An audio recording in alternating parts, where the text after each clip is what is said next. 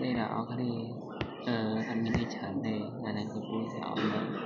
pack x7a ទៅតាមពេលដែលយើងទិញដំបូងហើយយើងចង់ឲ្យកម្មវិធីនោះវា landscape អស់គ្នាវាមិនមែន visual portrait ទេតែដើម្បីយើងកំណត់វាជា portrait ទៅជា landscape កម្មវិធីមួយចំនួនដែលវាអនុញ្ញាតណាព្រោះតាមទីស្ដី Facebook ដំបូងហ្នឹងខ្ញុំអត់មានទេដំបូងធម្មតាវាទៅជាប់แบบនេះពេលដែលខ្ញុំបើកអូខេទៅយើងទៅខាងនេះទៅ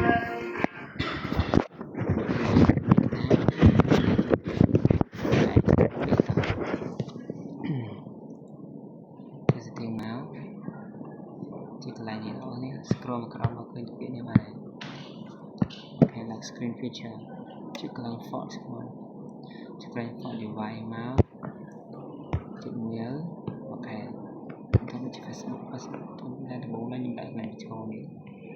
តាមឈរពេលយើងដាក់កន្លែងនេះវាយើងផ្លេចទៅវាអត់នេះទេអ្នកនរវា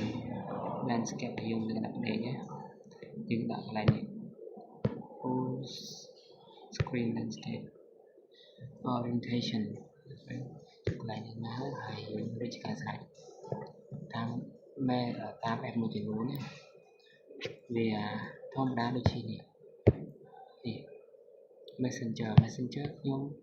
វា orientation គឺ portrait ប៉ុន្តែពេលបើកទៅវានៅធម្មតាចំពោះ Facebook វិញគឺអត់ដូចគ្នា